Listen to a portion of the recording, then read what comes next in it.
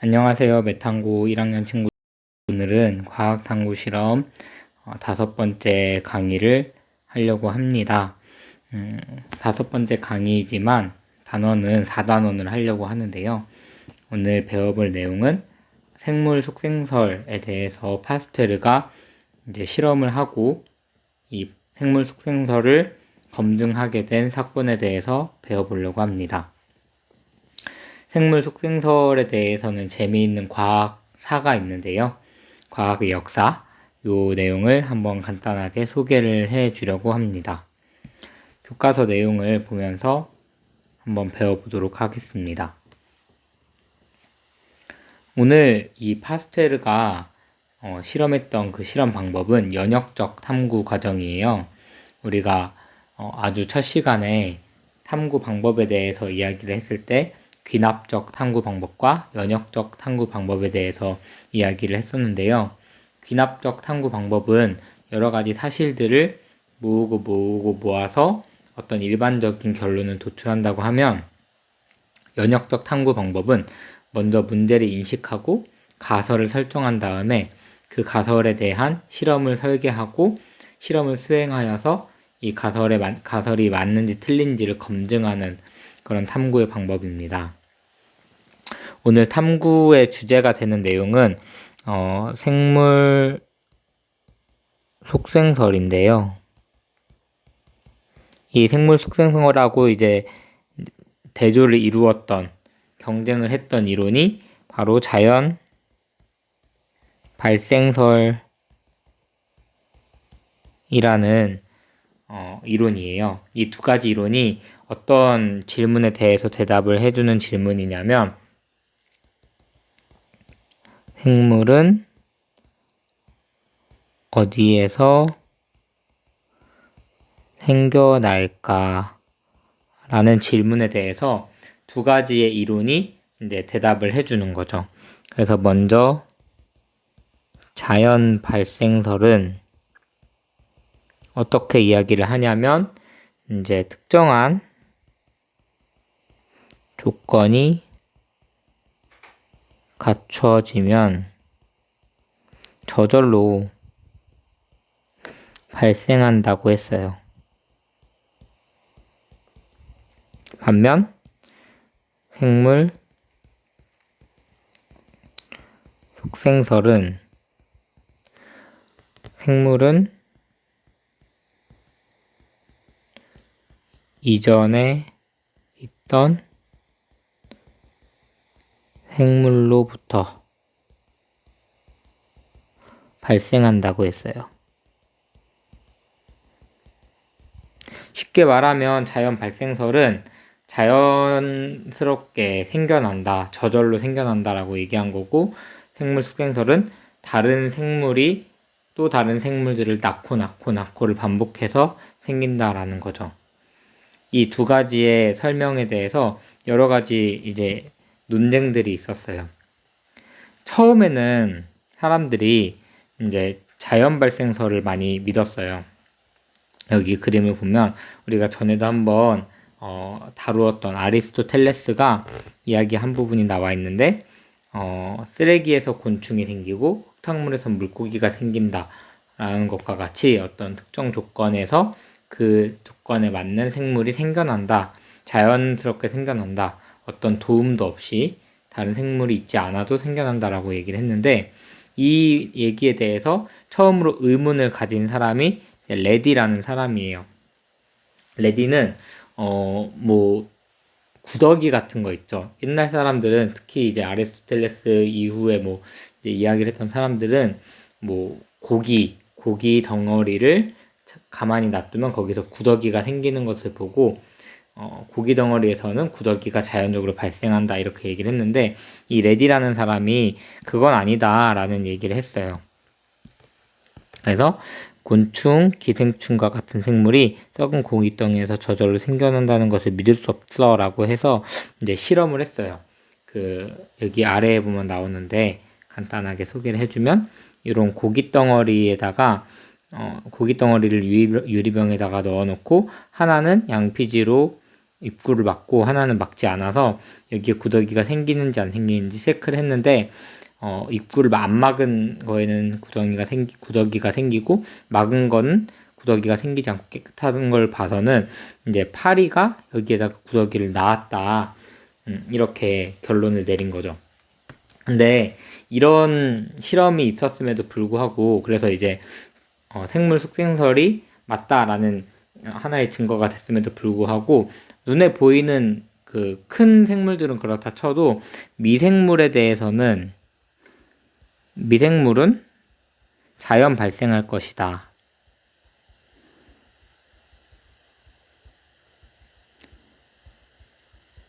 라는 믿음이 아직 사라지지 않은 거죠.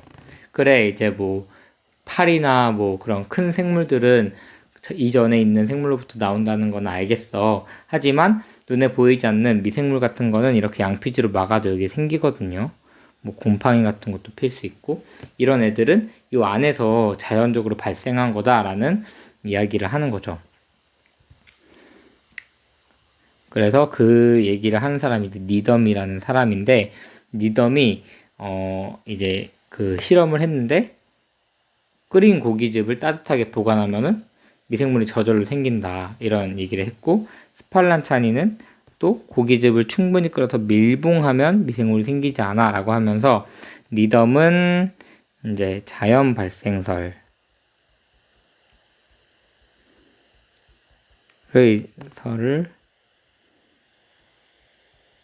이제 이야기를 했고 스팔란차니는 생물 속생설을 주장을 했죠. 근데 이제 이 논쟁에 대해서 여기 아래에 나와 있는데 니덤은 이렇게 실험을 한 거죠. 플라스크에 고깃즙을 넣고 끓인 후 막아두면 미생물이 저절로 생긴다. 끓였단 얘기는 여기 내부에 있는 미생물을 죽였다. 그러니까 미생물이 없는데도 미생물이 생기는 걸 보면은 얘는 자연 발생한 것이다 라는 주장을 핀 거고요.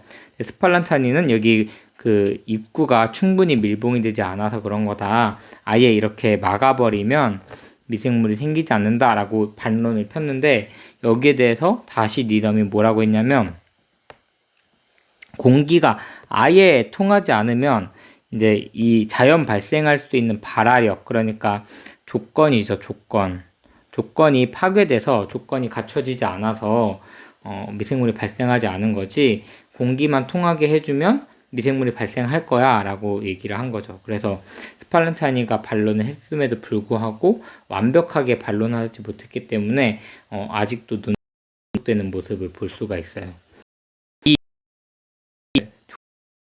바로 이제 파스테르라는 사람인데 이 파스테르가 어떤 실험을 설계를 했냐 문제 인식을 이렇게 했어요.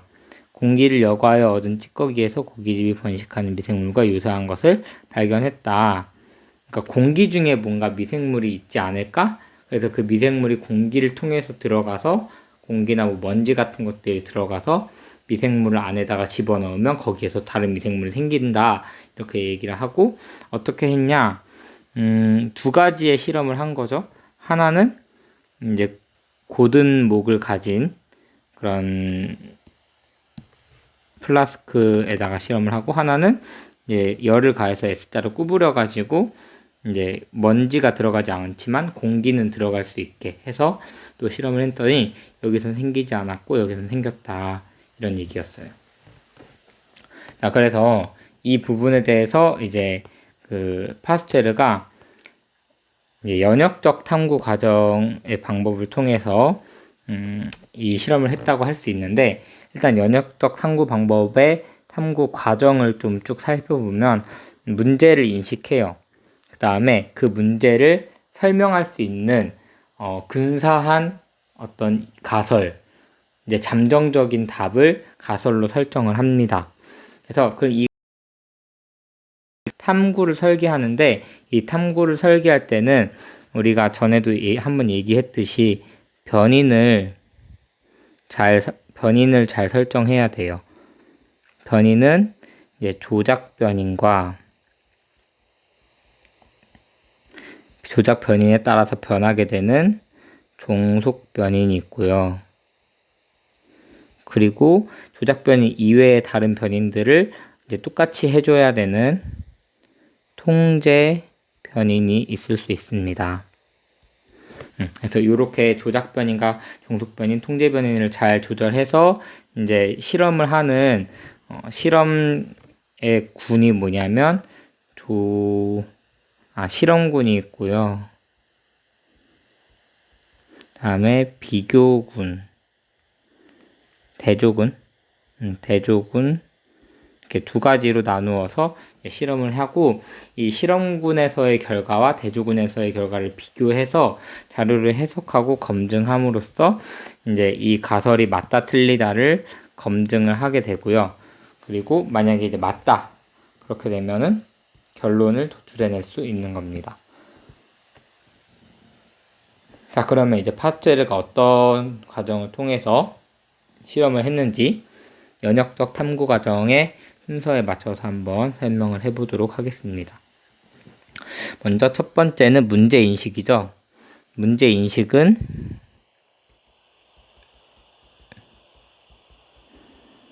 어떤 문제를 인식했냐? 고깃집에 미생물이 있는데 이 미생물은 공기 중에 있던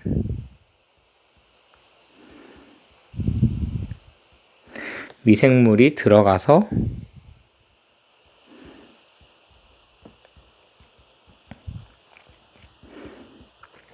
번식한 것이 아닐까?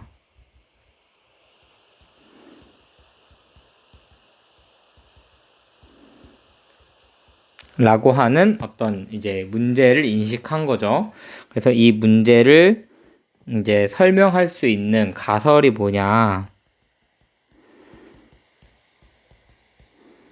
가설은 뭐냐면 미생물도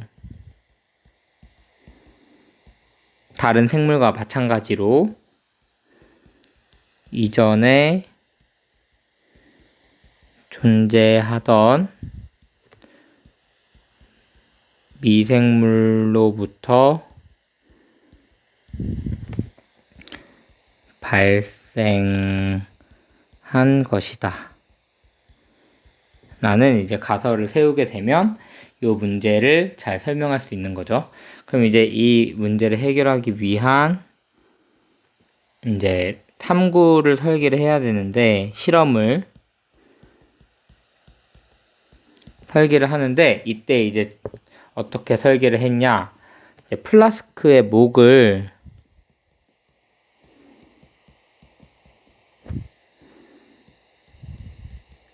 하나는 S자로 하나는 그냥 곧은 상태로 두고 실험을 해보자. 이렇게 되면은 이제 뭔가 이 가설을 입증할 수 있지 않을까 이렇게 생각을 한 거고요. 그래서 탐구 설계한 대로 탐구를 수행하는데 수행할 때 첫 번째로는 이제 고깃집을 넣고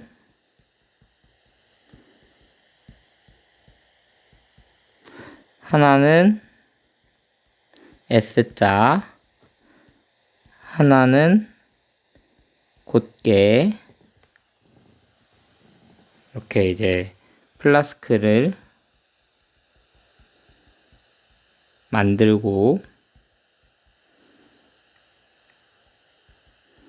두 번째 고깃집을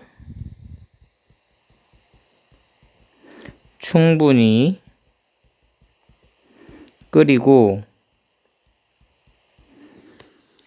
2, 3일 동안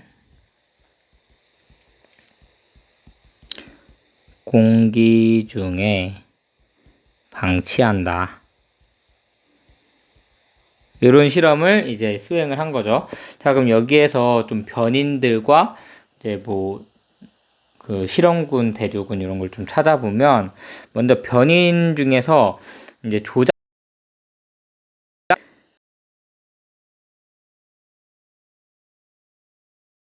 병목의 모양이 이제 조작 변인이 되겠죠.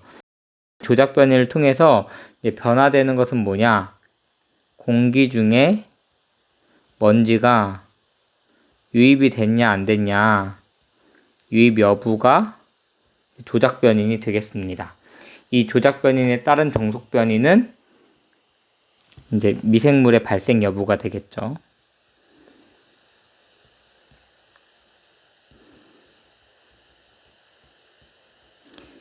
이게 종속 변인이 되고요. 그 다음 통제 변인은 뭘 통제했냐면 고깃즙을 끓인 거, 충분히 끓인 거, 하나는 충분히 끓이고 하나는 별로 안 충분히 끓이고 이런 게 아니라 둘 다 충분히 끓였고, 그 다음에 공기 중에 방치한 이제 날수, 시간, 공기 중에 방치한 시간. 그래서 이제 통제 변이는 이제 끓임의 여부, 끓였는지 안 끓였는지, 그 다음에 방치 기간, 이런 것들은 이제 똑같이 해줘야 비교가 가능하다. 뭐 등등 여러 가지의 뭐 육즙을 다른 걸 썼다거나 이러지 않고 육즙도 다 같은 걸 썼을 테고, 뭐 플라스크의 뭐 재질 같은 것도 다 같은 것으로 했을 거예요. 여러 가지가 다 통제되었다. 자, 이랬을 때 이제 5번 이제 자료 해석.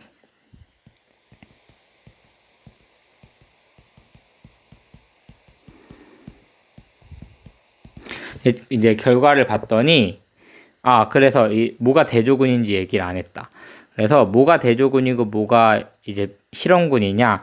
S자 병목으로 만든 요 녀석이 이게 실험군, 우리가 알고 싶어하는 실험군. 그다음에 곧게 해놓은 플라스크는 대조군입니다. 대조군. 대조군이라는 것은 실험군하고 비교해서 볼 수 있는 우리가 이제 조작 변인을 조작하지 않은 상태의 이제 실험군을 대조군이라고 합니다.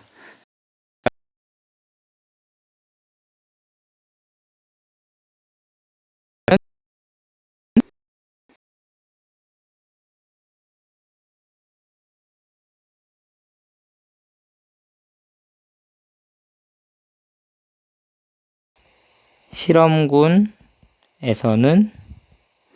미생물이 생기지 않은 결과를 얻게 되었습니다. 이제 실험이 완전 잘 된 거죠. 그 말은 우리가 조작해 놓은 이 변인, 공기 중 먼지가 유입이 됐냐 안 됐냐에 따라서 미생물이 발생하는지 안 하는지가 결정이 됐다라는 뜻이고, 그 말은 처음, 자 이제 마지막으로 6번 결론 도출. 아니죠. 이제 검증까지 해야죠. 그래서 검증은 어떻게 된 거냐? 검증. 이게 이제 자료 해석이고, 그래서 검증은 어떻게 된 거냐면은, 고깃즙의 미생물은 공기 중에 먼지가, 공기 중에 미생물이 유입되어서 생긴 것이다. 라는 이제 검증을 할 수가 있는 거고, 이제 마지막으로 그럼 이제 우리가 설정했던 가설 있죠. 그 가설을 가지고 결론을 도출해내면 다른 생물과 마찬가지로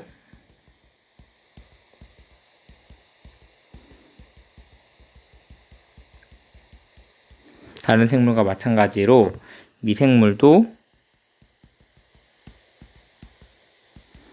이전에 있던 미생물로부터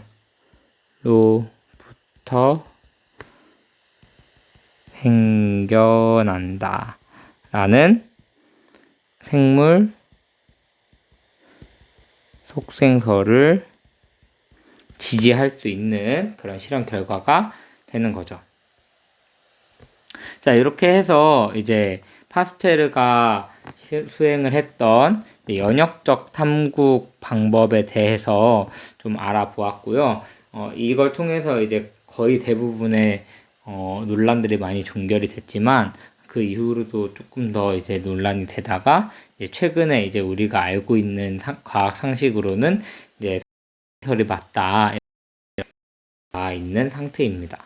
자, 내용은 마무리했는데 오늘 수업한 내용을 잘 정리해서 선생님께 제출할 수 있도록 그렇게 하겠습니다. 자, 이상으로 수업을 마치겠습니다. 수고하셨습니다.